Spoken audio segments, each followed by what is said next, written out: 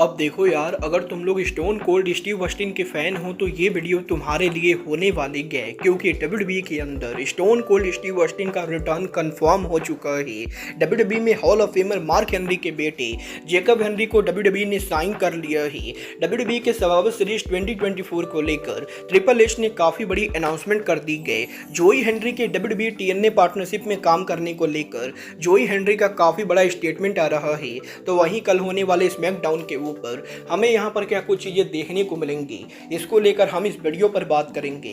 तो गाइस चलिए बिना किसी देरी के शुरू करते हैं इस वीडियो को। और सबसे पहले बात करेंगे hall of famer stone cold Steve Austin की।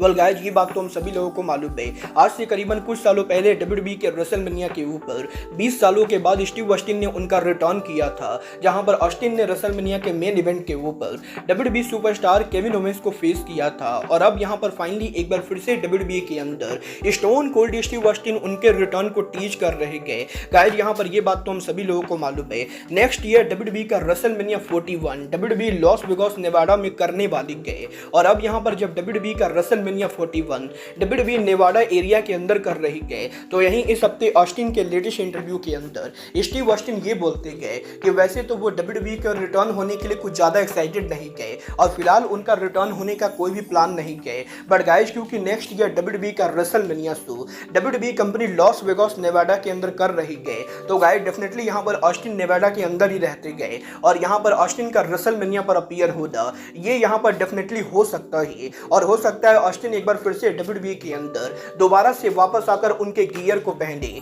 और कुछ इस तरीके से ऑस्टिन ना कि ये टीच कर रहे गए कि वो डब्ल्यूडब्ल्यूई के ऊपर रेसलमेनिया पर अपीयर होंगे, बल्कि ऑस्टिन ये भी टीच कर रहे गए कि वो यहां पर पॉसिबली एक बार फिर से उनका इन-रिंग रिटर्न कर सकते गए और पॉसिबली नेक्स्ट ईयर 41 के ऊपर ऑस्टिन हमें यहां पर रेसल करते हुए दिखाई दे सकते गए। बल देखना बहुत ही दिलचस्प होने वाला है कि इस साल के रेसलमेनिया 40 पर लास्ट मिनट पर ऑस्टिन के अपीयरेंस के कैंसिल होने के बाद क्या नेक्स्ट ईयर रेसलमेनिया 41 के ऊपर stone cold Steve Austin return करते हैं या नहीं।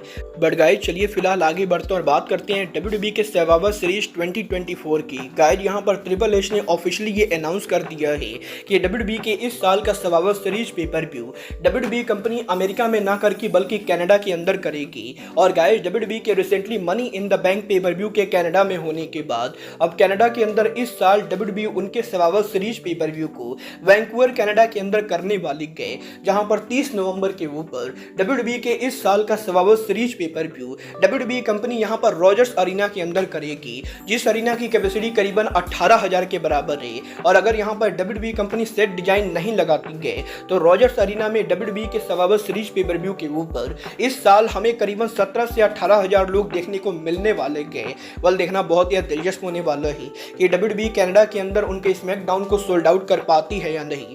बट गाइस चलिए फिलहाल आगे बढ़ते हैं और बात करते हैं डब्ल्यूडब्ल्यूई के लेटेस्ट साइनिंग की। गाइस यहाँ पर ये बात तो हम सभी लोगों को मालूम है, हाल फिलहाल में एनएक्सटी के अंदर डब्ल्यूडब्ल्यूई ने जूलिया स्टेफनी वैकूड डेल्टा सहित काफी सारे रेसलर्स को साइन किया है। और अब इस लिस्ट के अंदर एक और बड़ा नाम जुड़ने जा रहा है, जो और कोई नहीं बल्कि डब्ल्यूडब्ल्यूई के hall of famer mark Henry के बेटे जेकब हेनरी हैं। गाइस यहाँ पर इस हफ्ते जेकब हेनरी ने इस चीज को अनाउंस कर दिया है कि उनके फादर मार्क हेनरी के सालों तक डब्ल्यूडब्ल्यूई पर काम करने के बाद अब वो भी यहाँ पर डब्ल्यूडब्ल्यूई को ज्वाइन कर रहे गए। और गाइस जेकब हेनरी ने ये कंफर्म कर दिया है कि वो यहाँ पर डब्ल्यूडब्ल्यूई के साथ ऑफिशियल कॉन्ट्रैक्ट साइन कर चुके गए और बहुत ही जल्द डब्ल्यूडब्ल्यूई के अंदर वो यहाँ पर उनका डेब्यू भी करेंगे। बल देखना बहुत ही दिलचस्प होने वाला है कि डब्ल्यूडब्ल्यूई कंपनी जेकब हेनरी का डेब्यू कब और कैसे कराती गए। बट गाइस चलिए फिलहाल आगे बढ़ते और बात करते हैं डब्ल्यूडब्ल्यूई सुपरस्टार द मीज की। वेल गाइस इस हफ्ते मीज के लेटेस्ट इंटरव्यू के अंदर मीज ने यहां पर डब्ल्यूडब्ल्यूई के लॉकर रूम के करंट एनवायरनमेंट को लेकर बात की। यहां पर मीज का ये कहना है कि डब्ल्यूडब्ल्यूई के लॉकर रूम के अंदर करंटली यहां पर हर चीजें काफी स्मूथ चल रही गए और मीज ने यहां पर डब्ल्यूडब्ल्यूई के अंदर करीबन 10 सालों से भी ज्यादा लंबे टाइम से काम कर रहे गए। और मीज यहां पर ये क्लियरली बोल सकते गए कि हमेशा ही डब्ल्यूडब्ल्यूई के लॉकर रूम के अंदर किसी न किसी चीज को लेकर टेंशन रहती गए। बट ये पहली बार हुआ है जब डब्ल्यूडब्ल्यूई के लॉकर रूम के अंदर हर चीजें काफी स्मूथ तरीके से जा रही गए और करंटली डब्ल्यूडब्ल्यूई के लॉकर रूम के अंदर किसी तरह की कोई भी नेगेटिविटी नहीं है, जो डब्ल्यूडब्ल्यूई कंपनी के लिए काफी बढ़िया चीज है। वाला अब ये तुम्हारे आने वाला टाइम बताएगा कि WWE के लॉकर रूम के अंदर पॉजिटिविटी कब तक चलती गए। बट गाइज चलिए फिलहाल आगे बढ़ते और बात करते हैं WWE सुपरस्टार जोई हेनरी की। गाइज यहाँ पर ये बात तो हम सभी लोगों को मालूम है, WWE और TNA के पार्टनरशिप के अंदर जोई हेनरी लगातार NXT पर अपीयर हो रहे गए और अब यहाँ पर जोई हेनरी ने ये अनाउंस कर दिया है कि वो यहाँ पर ना कि WWE के NXT पर अपीयर होंगे बल्कि वो WWE के परफॉर्मेंस सेंटर के ऊपर ट्रेनिंग फैसिलिटी को यूज करने वाले गए। और WWE TNA के बीच में ये एग्रीमेंट हुआ है कि जोई हेनरी यहाँ पर WWE के परफॉर्मेंस सेंटर का यूज उनके ट्रेनिंग के लिए कर सकते गए और वो यहाँ पर जब भी चाहें WWE के परफॉर्मेंस सेंटर के अंदर एंटर कर सकते गए। वेल जोई हेनरी का परफॉर्मेंस सेंटर में रेगुलर अपीयर होना डेफिनेटली ये काफ़ी बड़ी बात है, क्योंकि नॉर्मली WWE कंपनी उनके परफॉर्मेंस सेंटर में दूसरे कंपनीज के रेसलर्स को आने नहीं देती गए। बट गाइस जोई हेनरी का लगातार परफॉर्मेंस सेंटर पर जाना डेफिनेटली कहीं ना कहीं इस चीज़ को टीच करता है कि फ्यूचर में जोई हेनरी फुल टाइम WWE को ज्वाइन करेंगे। वेल गाइस ये तो बात ही जोई हेनरी की। बट गाइस चलिए फिलहाल आगे बढ़ते और बात करते हैं कल होने वाले स्मैकडाउन की। वेल बात करें कल होने वाले स्मैकडाउन की तो गाइस कल यहाँ पर WWE के समर स्लैम के गो होम एडिशन स्मैकडाउन के ऊपर लोगन पॉल शो के ऊपर अपीयर होने वाले गए। और गाइस रिसेंटली सोशल मीडिया के ऊपर लोगन पॉल के बड़े कंट्रोवर्सी के बाद कल लोगन पॉल लाइव अपीयर होंगे, जिसके बाद के वुमेन डिवीजन की तरफ से हमें यहाँ पर Bianca Blair, Jade Cargill versus fails और डावन के बीच में वुमेन टैग टीम चैंपियनशिप देखने को मिलेगा।